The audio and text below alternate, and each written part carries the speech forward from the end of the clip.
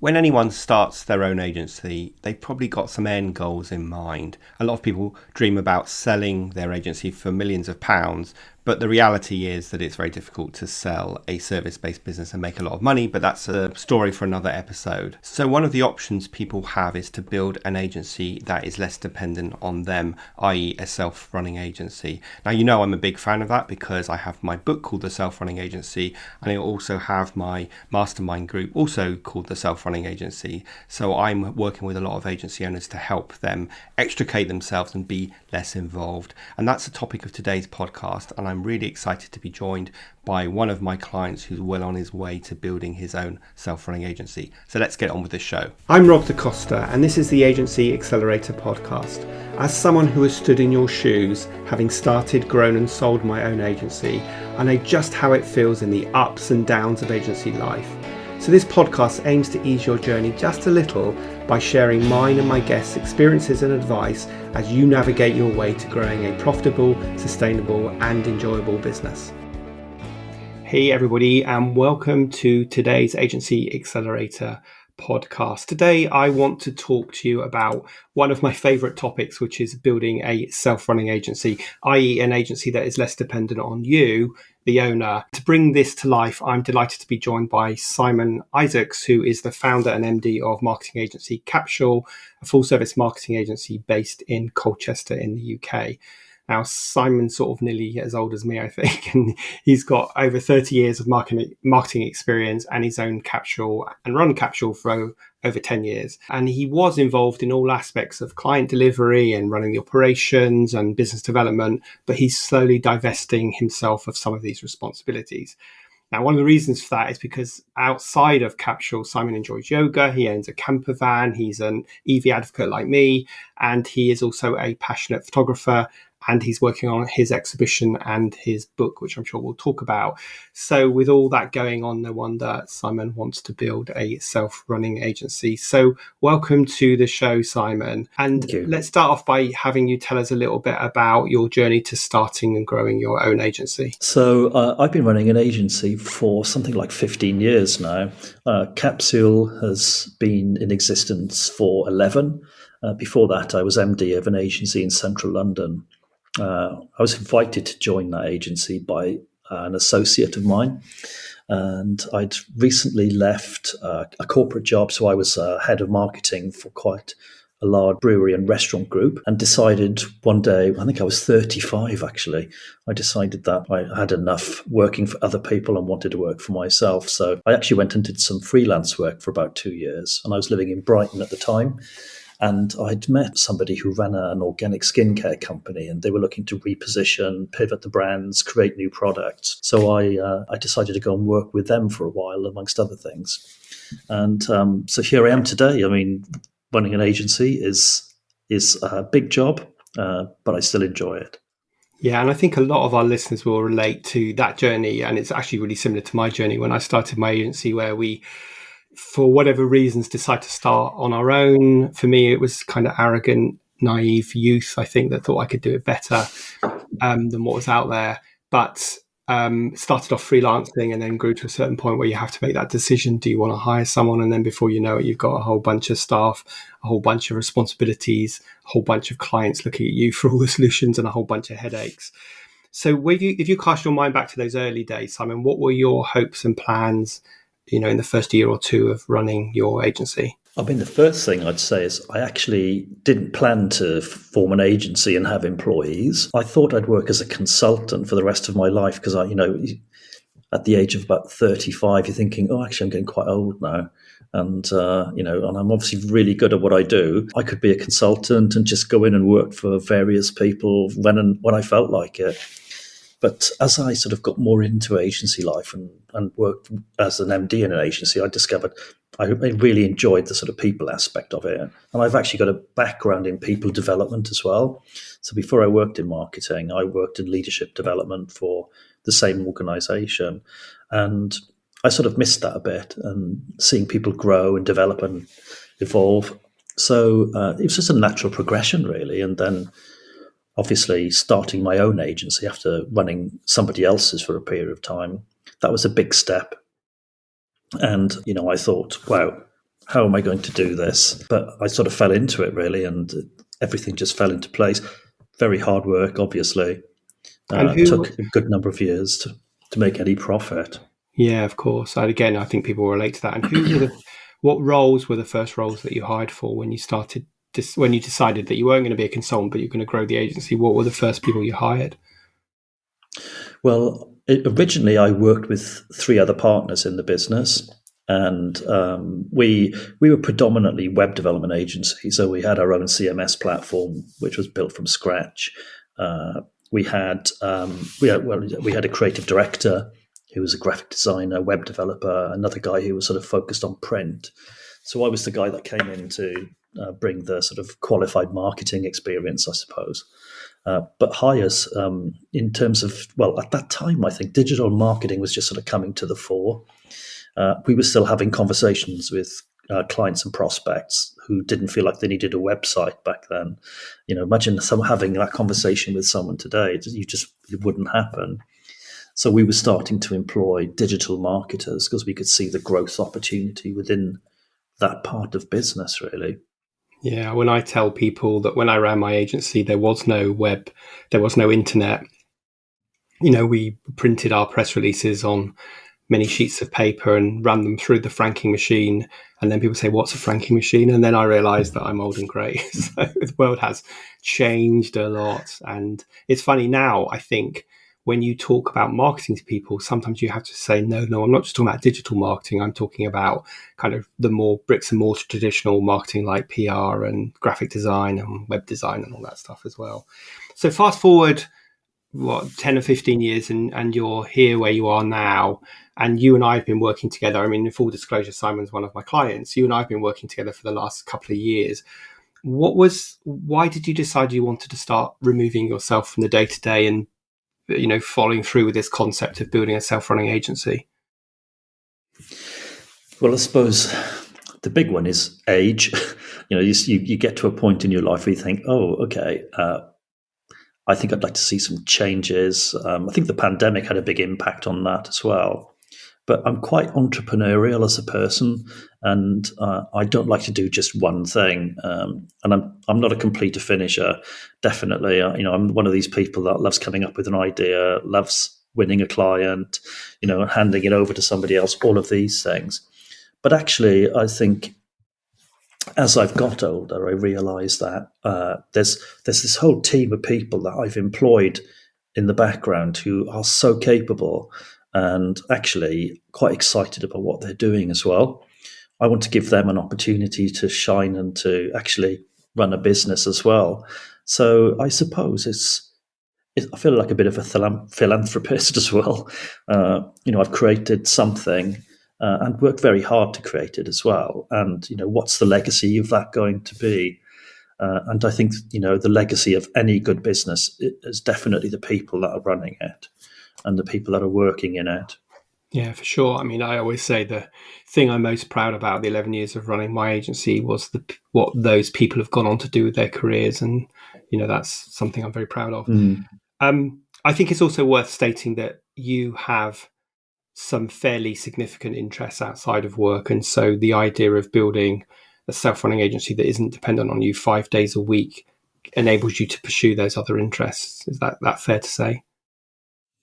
Definitely. And I think, the biggest part of my life outside of Capsule at the moment is definitely my visual artwork. And I'm a visual artist that's been exhibiting since 2012. So I've had exhibitions across Europe, in the US, and it's sort of extended beyond photography as well now. I have an exhibition launching at the end of April this year. I have over 50 pieces of artwork in it, some of them on reclaimed aircraft panels and wings, printed directly to that as well. And it's going to be in a gallery in London across 3 floors. So you can imagine and the work that goes into doing that.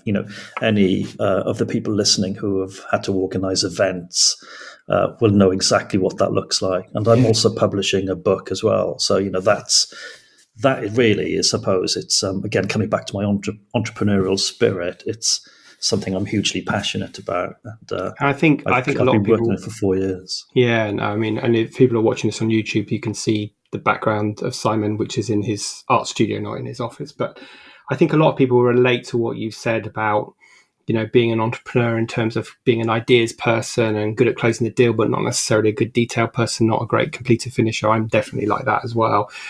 And yeah, I mean, and having a significant interest like you have with your art means that you either are burning the candle at both ends, or you start putting the systems and structures in place to build a business that is less dependent on you. So talk us through some of the key steps that you've taken so far to be able to not work 5 days a week in the agency.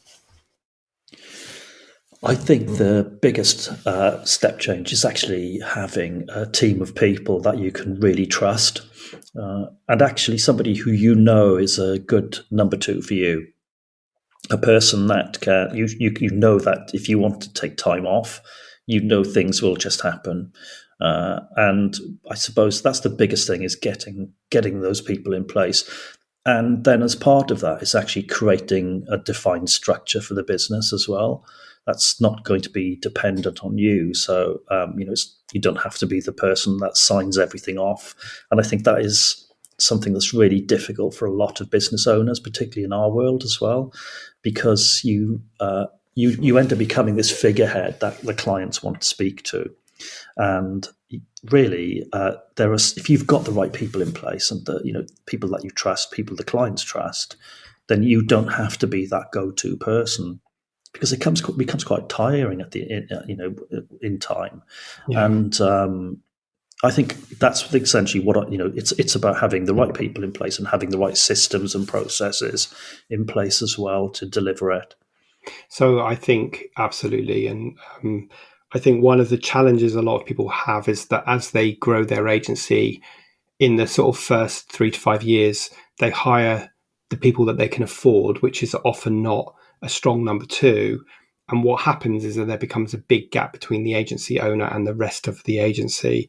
And of course, that means that the client wants the agency lead on their account. And, the agency owner can't always delegate because things don't get done well enough. So, what you've really focused on, I think, is filling that gap through either promoting internal people or bringing in external people that are really strong in operations and in running teams and all that kind of stuff. Is that fair to say? Definitely, and I think it's having that tier of management, having that tier uh, of teams that within the business is crucial, even when it's a small business, because it's almost like you have to have that in place, ready to scale up, if you like. Because as you win more clients and as you get more business in, if you've got that in place and you know you need to bring another team member in, it's not all on you. And I think the other thing as well is having this really strong bank of external advisors and people who can sit on, I suppose, almost like an executive board that can advise you as a business owner. I think that's been a big game changer for me, and having people like yourself, Rob. We have Kim who works with us as well. Having those people there, knowing that you can have confidential conversations, that you can, you've got somebody you can turn to and bounce something off. As a business owner, it's gold, really, Yeah. because it can be quite lonely. They say this horrible phrase: "It's lonely at the top." It's essentially it is, and Yeah. you need those people around you, because there's only so many things you can discuss with your partner, and before they get bored of hearing Yeah. the same thing day in day out. Yeah, I mean, I've written about that so many times because it's so true. And not only do you need someone that you know's got your back and got your best interest at heart, but also someone who's going to ask you the difficult questions, who's going to hold you to account. And though your partner or your friends, whatever, can't really do that because they've got your best interests at heart, but they don't have that kind of business aspect to the relationship as well.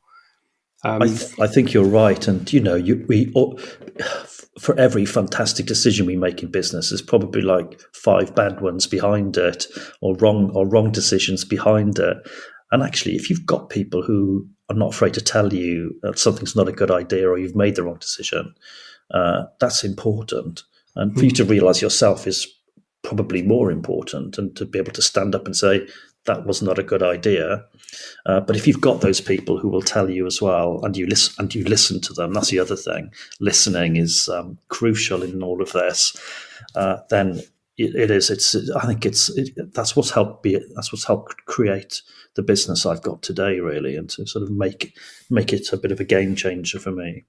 Yeah, and talk us. Another thing that you've done is you've put an SLT or a senior leadership team in place. So tell us about that and how it works and what impact that's having.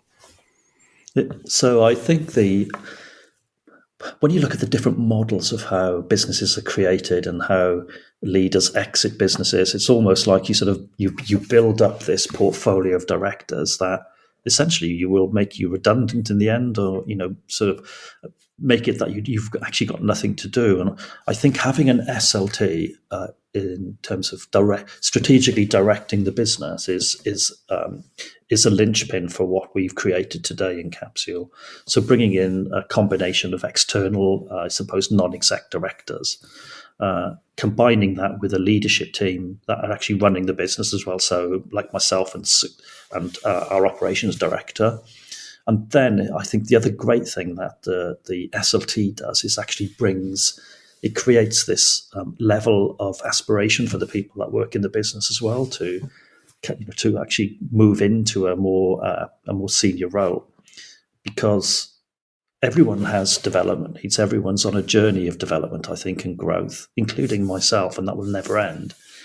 And for me, creating that structure where people can see a clear path of growth and opportunity and development for themselves is part of my plan, really, to create this self-running agency. Yeah, and that the SLT gets together once a month, and I think it forces all of you to, well, for everybody to do some prep work for it, but it also forces you to sort of put the pause button on the day-to-day craziness and just stop and take a breath and say, hey guys, are we investing our energy in the right way? And are we all on the same page? Are we all clear about our priorities for the next month? And then everyone can go back and get on with their work and know that, we're all heading in the same direction. And we have a bigger picture vision that we are focused on implementing in that SLT.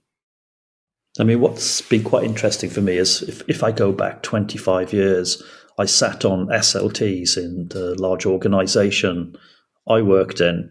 And, it's really strange because it's not like I'd forgotten all of those things, because things come back to me very quickly, but really moving into a creative world from a corporate world, I sort of left a lot of that stuff behind, because you focused on working directly with a client and delivering on projects and doing creative work. And to sort of go back to this whole building these systems and building this structure is not alien to me. But for me, it's definitely something that has made the business what it is today and allowed me to do what I want to do. Yeah, it's interesting that some people feel like those two things are oil and water. Like creative work is stifled by systems, and of course that's not true at all. In fact, if you put the right structures and systems in place, they aid creative work. They don't get in the way of it. But of course, if you put the wrong ones in place, then they do become bureaucratic and they are oil and water. So tell us a bit about your future plans. Like, where are you in this journey, and where do you want to be by whatever the end game looks like? I'm not, just over the next year or so. So obviously continue to grow the SLT. So I have a plan in terms of the people that are working in the business. I very much see my role as aiding their development, to allow me to sort of have this freedom to go away and focus on my career as a visual artist. But for that to happen, I'm there to support them now over the next 12 months. All the senior people in the business have access to an external mentor, so that they can have conversations, and the mentors are there and they're handpicked based on the development needs of each of those people. So I suppose in a year's time, that I want to be more focused on my art. The business will continue to run itself. I mean, the things that have changed just in the last year, really, I used to have a to-do list of about 30 or 40 items I'd work on each day. That's like 5 or 6 items now. And encouraging people to be more pragmatic, more autonomous in terms of what they're doing has been probably one of the biggest challenges for us. But once people know that you trust them, and you trust them to make mistakes as well as get things right, they do flourish and they fly. So I suppose my focus is about keeping the development and growth of these people to create the agency of the future, really. Yeah, I think as an entrepreneur, it can be an anathema to us to let go and relinquish control and actually believe that other people can do things as well or better than us. Because of course we all think I think a lot of entrepreneurs are very controlling and they're very alpha type characters, so they believe they're right. And so we have to learn to change that behavior, because I always say what got you to where you got in the first few years becomes the thing that gets in your way to growth further down the line. So what advice would you have for an agency owner who might be listening to this? They might have 3 or 4 staff. They may be listening to this and thinking, God, what Simon's done is amazing. I wish I could get there. What advice would you have to them if they're today completely entrenched in their client work still and the operations? What advice would you give them? I think the big piece of advice is trust your people, and I suppose it's have high expectations of them. The things that people can achieve when you give them free rein just is incredible. And I think one of the biggest issues for business owners, particularly smaller business owners, is putting your trust in your team and thinking that they can't get it right, or I'll always get it right. That's what I would do, and invest in them, invest in their development, invest in your trust of them, and then you will see things change. That's exactly how I've done it.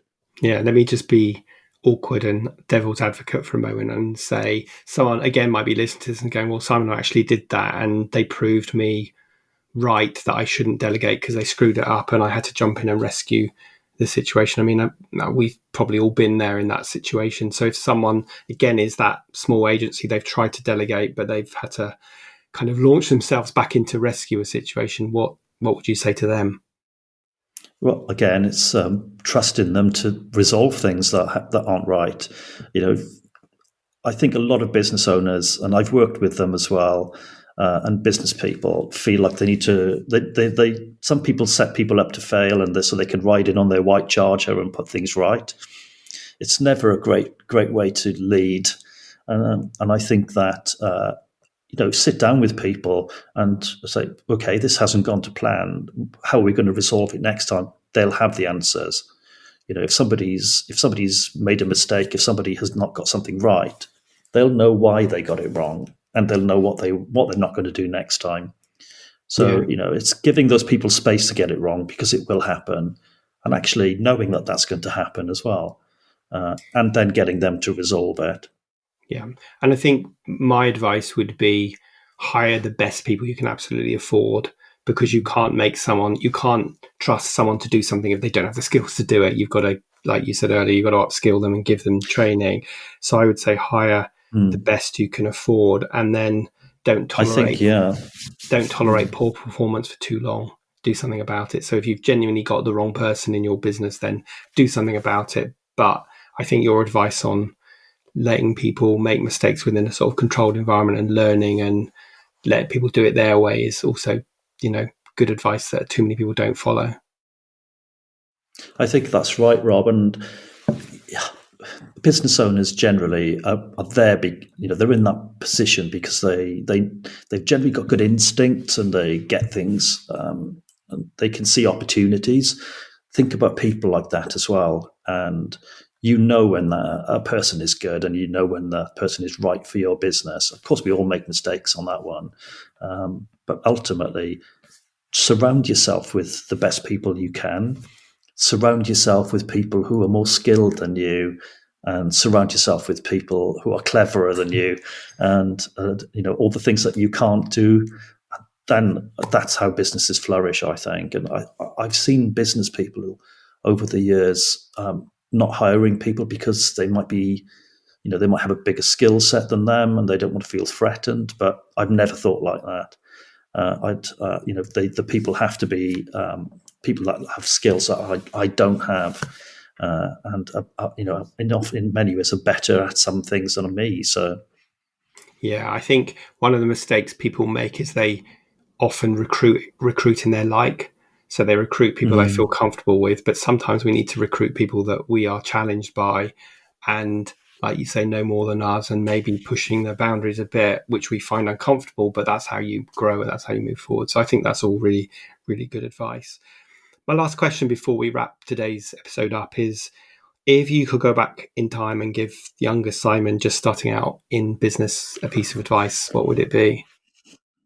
gosh, I think have no limits really for what you want to achieve.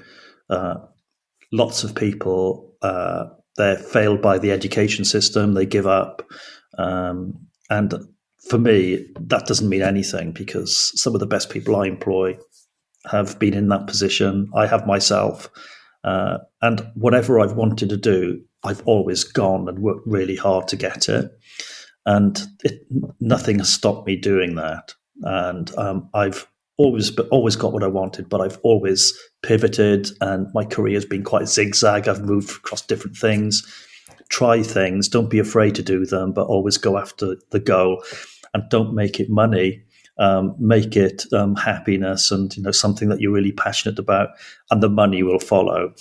Absolutely. You take the words out of my mouth. That's good piece of advice. And, I guess when we're younger, we're influenced by lots of people who are putting limits on us, our parents or our teachers or whoever it is who are saying, oh, you can't do that, or that's too risky. But, hey, we just, we did it anyway, and we're still here to tell the tale. So if people wanted to find out a bit more about you, maybe your exhibition, and also obviously capsule marketing as well, where would they go?